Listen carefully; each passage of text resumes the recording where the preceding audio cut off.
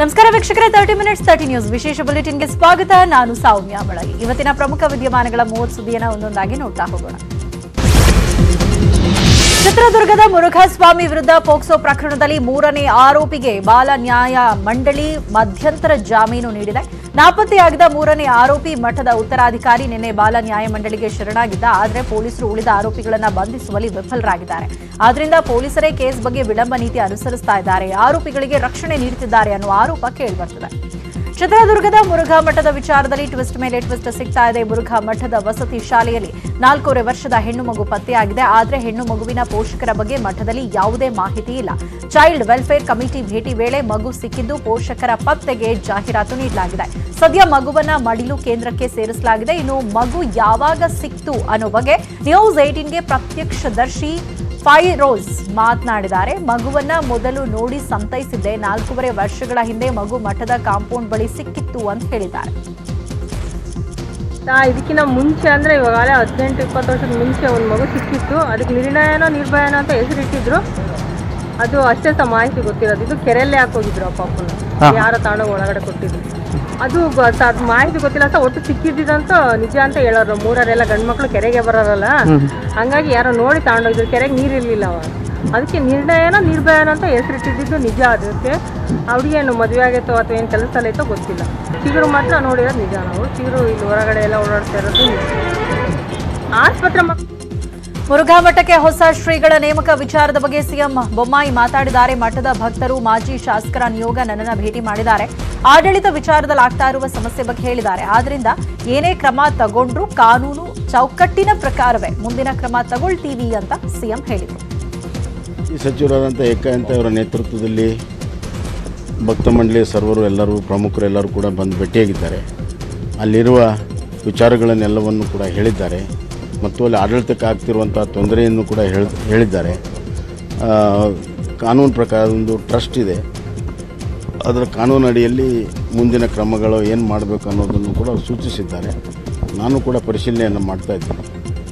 ಏನೇ ಮಾಡಿದರೂ ಕೂಡ ಕಾನೂನಿನ ಚೌಕಟ್ಟಿನಲ್ಲೇ ನಾವು ಮಾಡಬೇಕಾಗುತ್ತೆ. ಅದಕ್ಕೆ ಅದನ್ನು ಪೂರ್ಣ ಪ್ರಮಾಣದಲ್ಲಿ ನೋಡ್ಕೊಂಡು ಮಾಡಬೇಕು. ಪಂಚಮಸಾಲಿ ಸಮುದಾಯಕ್ಕೆ ಮೀಸಲಾತಿ ನೀಡಲು ಕಾಯಕ ಸಮಾಜ ಒಕ್ಕೂಟ ವಿರೋಧಿಸಿದೆ. ಹುಬ್ಬಳ್ಳಿಯಲ್ಲಿ ನಡೆದ ಕಾರ್ಯಕ್ರಮದಲ್ಲಿ ಪಂಚಮಸಾಲಿ ಸಮುದಾಯವನ್ನ 2Aಗೆ ಸೇರಿಸಬಾರದು ಅಂತ ಆಗ್ರಹಿಸಲಾಯಿತು. ಆದರೆ ಸಭೆ ಆರಂಭಕ್ಕೂ ಮುನ್ನವೇ ಕೆಲ ಕಿಡಿಗೇಡಿಗಳು ದಾಂಧಲೆ ಮಾಡಿದ್ರು. ಸಭೆಗೆ ಹಾಕಿದ್ದ ಬ್ಯಾನರ್ ಕಿತ್ಕೊಂಡು ಹೋದ್ರು. ಕುರ್ಚಿಗಳನ್ನ ಚಲ್ಲಾಪಿಲಿಯಾಗಿ ಬಿಸಾಡಿದ್ರು. ಕಿಡಿಗೇಡಿಗಳ ಕೃತ್ಯಕ್ಕೆ ಕಾಯಕ ಸಮಾಜ ಒಕ್ಕೂಟ ಆಕ್ರೋಶ ಹೊರಹಾಕಿದ್ದು ಎರಡು ಗುಂಪಿನ ಮಧ್ಯೆ ಮಾತಿನ ಚಕಮಕಿ ನಡೆದಿದೆ. ಶೆಟ್ಟಿ ಅಂತೆ ಅವರು ವಿಧಾನ ಪರಿಷತ್ ಮಾಜಿ ಸದಸ್ಯರು, ಒಬ್ಬ ಹಿರಿಯ ಜೀವಿ. ಅವರು ಪ್ರಜಾಪ್ರಭುತ್ವ ರಾಷ್ಟ್ರದೊಳಗೆ ಏನು ಬೇಕಾದ್ರೂ ಮಾಡ್ಬೋದು ಅಂತೇಳಿ ಇವತ್ತು ಸಮುದಾಯಕ್ಕೆ ಏಕೊಚ್ಚಿಲೆ ಸ್ವಾಮಿಗಳನ್ನು ನಿಂದಿಸುತ್ತಕ್ಕಂಥ ಇದಿರ್ಬೋದು. ಅವ್ರ ಮೇಲೆ ಜಯಮುತ್ತಿನ ಸ್ವಾಮಿಗಳನ್ನ ಇಟ್ಕೊಂಡಿದ್ದಾರೆ. ಅವ್ರು ಏನೇನೋ ಅವ್ರಿಗೆಲ್ಲ ಮಾತಾಡ್ತಕ್ಕಂಥ ಇರ್ಬೋದು. ಅವರಿಗೆ ಬೇರೆ ಕೆಲಸ ಇಲ್ಲ ಅಂತ ಹೇಳ್ತಾರೆ. ಇವ್ರು ಯಾರು ಕೇಳಲಿಕ್ಕೆ? ಸೇವಲ ಹುಬ್ಬಳ್ಳಿ ಜನ ನಾವು ಸುಮ್ಮ ಕುಂದಿರ್ಬೋದು. ಪ್ರತಿಯೊಂದು ಹಳ್ಳಿಯಲ್ಲಿ ಇವತ್ತು ನಮ್ಮ ಸಮಾಜ ಕಟ್ಟ ಕಡೆಯ ಮರೆ ಒಬ್ಬ ಹಮಾಲಿ ಕೆಲಸ ಮಾಡ್ತಂದ್ರೂ ಕೂಡ ಅವನ ಮೇಲೆ ಮೂಡಿಬಿಟ್ಟಿದೆ. ಇವತ್ತು ಪಂಚಮಸಾಲಿ ಸಮಾಜಕ್ಕೆ ಆಗ್ಬೇಕಂತ ಹೇಳಿ ಏಕೊಚ್ಚಿಲೆ ಮಾತಾಡಿದ್ರಲ್ಲ. ಆ ಸ್ವಾಮಿಗೆ ಬುದ್ಧಿಲ್ಲ, ಬರೀ ಜಯ ಜಯ ಅಂತ ಹೋಗ್ತಾನ. ಆ ಸಮುದಾಯಕ್ಕೆ ಮೀಸಲಾತಿ ಕೇಳ್ತಾರ. ಬರೀ ಮುತ್ತಿಗೆ ಹಾಕ್ಲಾರ್ದ ಏನು ಭಜನೆ ಮಾಡೋಣ? ಇವ್ರು ಮನೆ ಮುಂದೆ ಕೊಟ್ಟರೆ ಅನಿಸಿದ ಶೆಟ್ಟಿ ಮನೆ ಮುಂದೆ ಭಜನೆ ಮಾಡೋಕ್ಕಾಗತ್ತಾ? ನಾ ಸ್ವಾಮಿ ಹೇಳ್ತೇನೆ, ಇವತ್ತು ಕೃಷಿ ಮೇಲೆ ಅವಲಂಬಿತಕ್ಕಂಥ ಈ ಸಮುದಾಯ ಯಾವ ಸಮುದಾಯ ಕೊಟ್ಟರು. ದೀಪಾವಳಿಗೂ ಧರ್ಮ ದಂಗಲ್ ಕಳಂಕ ಮೆತ್ತಿದೆ. ಈ ಬಾರಿ ಕಂದಾಯ ಸಚಿವ ಆರ್ ಅಶೋಕ್ ಹಲಾಲ್ ಮುಕ್ತ ದೀಪಾವಳಿ ಆಚರಣೆ ಬಗ್ಗೆ ಮಾತಾಡಿದ್ದಾರೆ. ಹಲಾಲ್ ಕಟ್ ಮತ್ತು ಜಟ್ಕಾ ಕಟ್ ಬಗ್ಗೆ ನನಗೆ ನಂಬಿಕೆ ಇಲ್ಲ. ಆಹಾರದ ವಿಷಯ ಅವರವರಿಗೆ ಬಿಟ್ಟ ವಿಚಾರ ಅಂತ ಹೇಳಿದ್ದಾರೆ. ಹಲಾಲ್ ಕಟ್ಟು ಜಡ್ಕಾ ಕಟ್ಟು ಅದಕ್ಕೆ ನನ್ನ ನಂಬಿಕೆ ಇಲ್ಲ. ಆ ಥರದ್ದೆಲ್ಲ ಆಹಾರ ವಿಷಯದಲ್ಲಿ ಇದು ಅವರವ್ರಿಗೆ ಸಂಬಂಧಪಟ್ಟಂಥ ವಿಚಾರ. ಅವರವರ ಧರ್ಮಕ್ಕೆ ಅವರವರ ಜಾತಿಗಳಿಗೆ ಸಂಬಂಧಪಟ್ಟಂಥ ವಿಚಾರ. ಅವರು ಅದನ್ನು ಮಾಡ್ಬೋದು.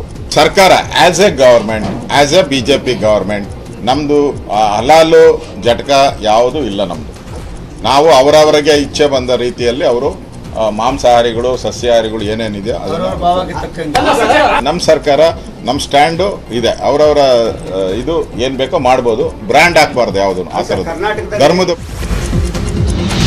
ಕಾಂಗ್ರೆಸ್ನ ಭಾರತ್ ಜೋಡೋ ಪಾದಯಾತ್ರೆ 1000 ಕಿಲೋಮೀಟರ್ ಕ್ರಮಿಸಿದೆ. ರಾಹುಲ್ ಗಾಂಧಿ ಬಳ್ಳಾರಿಗೆ ಬರ್ತಿದ್ದಂತೆ ರಸ್ತೆಯ ಮೇಲೆ ರಂಗೋಲಿಯಿಂದ ಅಲಂಕಾರ ಮಾಡಿ ಸ್ವಾಗತಿಸಲಾಗಿದೆ. ಬಳ್ಳಾರಿಯ ಭಾರತ್ ಜೋಡೋ ಪಾದಯಾತ್ರೆಯಲ್ಲಿ ಅಚ್ಚೇ ದಿನ್ ಮೋದಿ ಗಿಫ್ಟ್ ಎಂಬ ವ್ಯಂಗ್ಯ ಪ್ರದರ್ಶನ ಮಾಡಲಾಗಿದೆ. ಗ್ಯಾಸ್ ಸಿಲಿಂಡರ್ ಬೆಲೆ ಏರಿಕೆ ಖಂಡಿಸಿ ಭಿತ್ತಿ ಚಿತ್ರ ಪ್ರದರ್ಶನ ಮಾಡಲಾಗಿದೆ. ಪಾದಯಾತ್ರೆಯಲ್ಲಿ ಎಐಸಿಸಿ ಅಧ್ಯಕ್ಷ ಸ್ಥಾನದ ಅಭ್ಯರ್ಥಿ ಮಲ್ಲಿಕಾರ್ಜುನ್ ಖರ್ಗೆ, ಛತ್ತೀಸ್ಗಢ ಸಿಎಂ ಭೂಪೇಂದ್ರ ಬಘೇಲ್ ಭಾಗಿಯಾಗಿದ್ದರು. ಇನ್ನು ಸಿದ್ದರಾಮಯ್ಯ ಅಭಿಮಾನಿಗಳು ಅನ್ನರಾಮಯ್ಯ ಕ್ಯಾಂಟೀನ್ ತೆಗೆದಿದ್ರು. ಪಾದಯಾತ್ರೆಗೆ ಬರುವವರಿಗೆ ಅನ್ನರಾಮಯ್ಯ ಕ್ಯಾಂಟೀನ್ನಲ್ಲಿ ತಿಂಡಿ ವ್ಯವಸ್ಥೆಯನ್ನ ಮಾಡಲಾಗಿದೆ. ಬಳ್ಳಾರಿಯಲ್ಲಿ ಕಾಂಗ್ರೆಸ್ನ ಜೋಡೋ ಯಾತ್ರೆ ಹಿನ್ನೆಲೆಯಲ್ಲಿ ಬಳ್ಳಾರಿ ನಗರದ ಖಾಸಗಿ ಶಾಲಾ ಕಾಲೇಜುಗಳಿಗೆ ರಜೆ ಘೋಷಿಸಲಾಗಿದೆ.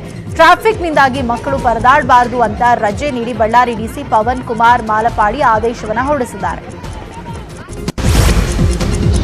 5 ಕಿಲೋಮೀಟರ್ ನಡೆದು ತೋರಿಸಲಿ ಅಂತ ಸವಾಲ್ ಹಾಕಿದ ಸಿದ್ದರಾಮಯ್ಯಗೆ ಸಿಎಂ ಬೊಮ್ಮಾಯಿ ತಿರುಗೇಟು ನೀಡಿದ್ದಾರೆ. ಖಂಡಿತ ನಡೆದು ತೋರಿಸೋಣ, ಆದರೆ ಸಿದ್ದರಾಮಯ್ಯ ಮಟ್ಟಕ್ಕಿಳಿದು ವೈಯಕ್ತಿಕ ವಿಚಾರದ ಬಗ್ಗೆ ಮಾತಾಡಲ್ಲ. ಅವರ ಆರೋಗ್ಯ ಚೆನ್ನಾಗಿರ್ಲಿ, ಜಿಮ್ ಎಲ್ಲ ಮಾಡಿ ಚೆನ್ನಾಗಿರ್ಲಿ, 100 ವರ್ಷ ಬಾಳ್ಲಿ ಅಂತ ಹಾರೈಸ್ತೀನಿ ಅಂತ ಸಿಎಂ ಹೇಳಿದರು. ನಡೆದು ತೋರಿಸೋಣ, ಅದನ್ನು ನಡೆದು ತೋರಿಸೋಣ. ಅವರು ನನ್ನ ವೈಯಕ್ತಿಕ ಬಗ್ಗೆ ಮಾತನಾಡಿದ್ದಾರೆ, ಆದರೆ ನಾನು ಆ ಮಟ್ಟಕ್ಕೆ ಹೋಗೋದಿಲ್ಲ. ಅವರಿಗೆ ಹೆಲ್ತ್ ಚೆನ್ನಾಗಿರಲಿ, ಇದೇ ಥರ ಅವ್ರು ಇನ್ನಷ್ಟು ಜಿಮ್ ಮಾಡಿ ಚೆನ್ನಾಗಿ ಅವರ ಹೆಲ್ತ್ ಕಾಪಾಡ್ಕೊಂಡು 100 ವರ್ಷ ಬಾಳಲಿ ಅಂತ ಹಾರೈಸ್ತಾರೆ. ಬಳ್ಳಾರಿಯಲ್ಲಿ ಸೋನಿಯಾ ಗಾಂಧಿ ಗೆಲ್ಲಿಸಿದ್ದಕ್ಕೆ ಪ್ರಾಯಶ್ಚಿತ ಯಾತ್ರೆ ಮಾಡ್ತಿದ್ದಾರೆ ಅಂತ ಶ್ರೀರಾಮುಲು ಗುಡುಗಿದ್ದಾರೆ. ಭಾರತ್ ಜೋಡೋ ಯಾತ್ರೆಯ ಬದಲಿಗೆ ಪ್ರಾಯಶ್ಚಿತ ಯಾತ್ರೆ ನಡೆಸಬೇಕಾಗಿತ್ತು ಅಂತ ಟ್ವೀಟ್ ಮಾಡಿ ಟಾಂಗ್ ಕೊಟ್ಟಿದ್ದಾರೆ. ಎಲ್ಲದಕ್ಕೂ ಹೌದು ಹುಲಿಯ ಎನ್ನುವವರಲ್ಲ ನಮ್ಮ ಜನ, ಟಗರು ಟಗರು ಅಂತ ಜೈಕಾರ ಹಾಕುವವರು ಅಲ್ಲ ಅಂತ ತಿರುಗೇಟು ಕೊಟ್ಟಿದ್ದಾರೆ. ಇದು ಕಾಂಗ್ರೆಸ್ ಯಾತ್ರೆ ಅಲ್ಲ, ಫ್ಯಾಮಿಲಿ ಪ್ಯಾಕ್ ಪಾದಯಾತ್ರೆ ಅಂತ ಆರ್ ಅಶೋಕ್ ವ್ಯಂಗ್ಯವಾಡಿದ್ದಾರೆ. ಇದೊಂದು ಫ್ಯಾಮಿಲಿ ಪ್ಯಾಕ್ ಪಾದಯಾತ್ರೆ ಇದು. ಯಾಕಂದ್ರೆ ಇದೇ ಸಿದ್ದರಾಮಯ್ಯನವರು ಬೆಂಗಳೂರಿಂದ ಬಳ್ಳಾರಿಗೆ ಮಾಡಿದ್ರಲ್ಲ, ಆಗ ಸೋನಿಯಾ ಗಾಂಧಿ ಅವರು ಬಂದಿದ್ರ. DK ಶಿವಕುಮಾರ್ ಪಾದಯಾತ್ರೆ ಮಾಡಿದ್ರಲ್ಲ, ಅದೇ ಕನಕಪುರದಿಂದ. ಫ್ಯಾಮಿಲಿಯ ಐಡೆಂಟಿಟಿಯನ್ನ ಉಳಿಸ್ಕೊಳಕ್ಕೋಸ್ಕರ ಬಂದಿರುವಂತ ಇದು ಪಾದಯಾತ್ರೆ ಇದು. 2023 ಸಾರ್ವತ್ರಿಕ ಚುನಾವಣೆ ಗೆಲ್ಲಲು ಬಿಜೆಪಿ ನಾಯಕರಿಗೆ ಅಮಿತ್ ಶಾ ಹೊಸ ಟಾಸ್ಕ್ ಕೊಟ್ಟಿದ್ದಾರೆ. ನೀವು ಗೆಲ್ಲಬೇಕು, ಜೊತೆಗೆ ಒಬ್ಬರನ್ನ ಗೆಲ್ಲಿಸಬೇಕು ಅಂತ ಬಿಜೆಪಿಯ 35 ನಾಯಕರಿಗೆ ಅಮಿತ್ ಶಾ ಸೂಚಿಸಿದ್ದಾರೆ. ನಿಮ್ಮ ಕ್ಷೇತ್ರದ ಜೊತೆಗೆ ಒಂದು ಕ್ಷೇತ್ರ ದತ್ತು ಪಡಿಬೇಕು. ದತ್ತು ಪಡೆಯೋ ಕ್ಷೇತ್ರದಲ್ಲಿ ಕಳೆದ ಬಾರಿ ಬಿಜೆಪಿ ಸೋತಿರಬೇಕು. ಆ ಕ್ಷೇತ್ರದಲ್ಲಿ ಗೆದ್ದು ನಿಮ್ಮ ಲೀಡರ್ಶಿಪ್ ಪ್ರೂವ್ ಮಾಡಬೇಕು ಅಂತ ಅಮಿತ್ ಶಾ ಟಾಸ್ಕ್ ಕೊಟ್ಟಿದ್ದಾರೆ.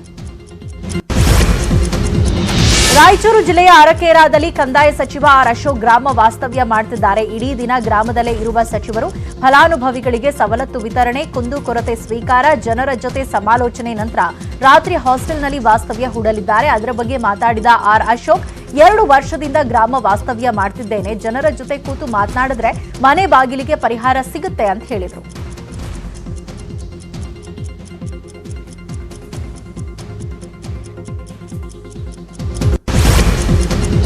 ಮಹಾರಾಷ್ಟ್ರದಲ್ಲಿ ಕನ್ನಡ ಭವನ ನಿರ್ಮಾಣಕ್ಕೆ ಶಿವಸೇನೆಯ ಠಾಕ್ರೆ ಬಣ ಆಕ್ಷೇಪ ವ್ಯಕ್ತಪಡಿಸಿದೆ. ಕನ್ನೇರಿ ಸಿದ್ದಗಿರಿ ಮಠದ ಕಾರ್ಯಕ್ರಮದಲ್ಲಿ ಕನ್ನಡ ಭವನ ಮಾಡುವುದಾಗಿ ಸಿಎಂ ಬೊಮ್ಮಾಯಿ ಹೇಳಿಕೆ ನೀಡಿದ್ರು. ಅದರ ಬೆನ್ನಲ್ಲೇ ಕೊಲ್ಲಾಪುರದಲ್ಲಿ ಮಾತಾಡಿದ ಶಿವಸೇನೆ ಮುಖಂಡರು, ಮಹಾರಾಷ್ಟ್ರ ಏಕೀಕರಣ ಸಮಿತಿ ಹೋರಾಟದಲ್ಲಿ ನಮ್ಮ ಜನ ಮೃತರಾಗಿದ್ದಾರೆ, ಆದರೆ ಅವರಿಗೆ ನ್ಯಾಯ ಕೊಡಿಸುವುದನ್ನ ಕರ್ನಾಟಕ ಮಾಡಿಲ್ಲ. ಈಗ ಕರ್ನಾಟಕ ಸಿಎಂ ಮಹಾರಾಷ್ಟ್ರದಲ್ಲಿ ಬಂದು ಕರ್ನಾಟಕ ಭವನ ಕಟ್ಟಿದ್ರೆ ನಾಮಫಲಕ ಕಿತ್ ಹಾಕ್ತೀವಿ ಅಂತ ಎಚ್ಚರಿಕೆ ಕೊಟ್ಟಿದ್ದಾರೆ. ಈಗಾಗಲೇ ಕನ್ನಡ ಭವನಕ್ಕೆ ಸರ್ಕಾರ 3 ಕೋಟಿ ರೂಪಾಯಿ ಕೊಟ್ಟಿದ್ದೇವೆ. ಅದನ್ನ ಕೆಲಸವನ್ನು ಪ್ರಾರಂಭ ಮಾಡಿ ಇನ್ನೂ 2 ಕೋಟಿ ರೂಪಾಯಿನ ಒಳಗಡೆ ಕೆಲಸಕ್ಕೆ ನಾನು ಮುಂದಿನ ದಿನಗಳಲ್ಲಿ ಕೊಡ್ತೀನಿ ಅನ್ನೋದನ್ನ ಮಾತನ್ನ ಈ ಸಂದರ್ಭದಲ್ಲಿ ಹೇಳಿ ತಾವೆಲ್ಲರೂ ವಂದಿಸಿ ನಾನು ಮಾತನ್ನು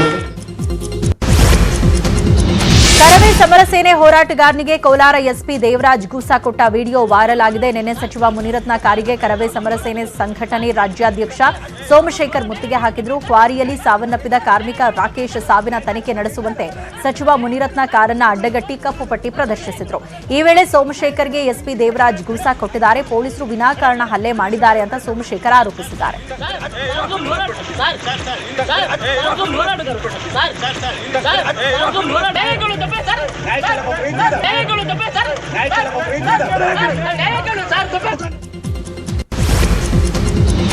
ಬೆಂಗಳೂರಿನ ಹಲವೆಡೆ ಇಡೀ ರಾತ್ರಿ ಮಳೆಯಾಗಿದೆ. ಮಳೆಯಿಂದ ಬೆಂಗಳೂರಿನ ಹಲವು ಪ್ರಮುಖ ರಸ್ತೆಗಳು ಜಲಾವೃತವಾಗಿದೆ. 7 ಮಿನಿಸ್ಟರ್ ಕ್ವಾರ್ಟರ್ಸ್ ಮುಂಭಾಗದ ರಸ್ತೆ ಕೆರೆಯಂತಾಗಿದೆ. ಸಚಿವ ಸಿಸಿ ಪಾಟೀಲ್, ಮುರುಗೇಶ್ ನಿರಾಣಿ ಸೇರಿದಂತೆ ಹಲವು ಸಚಿವರ ಸರ್ಕಾರಿ ನಿವಾಸದ ಗೇಟ್ ಮುಂದೆ ನೀರು ನಿಂತಿದೆ.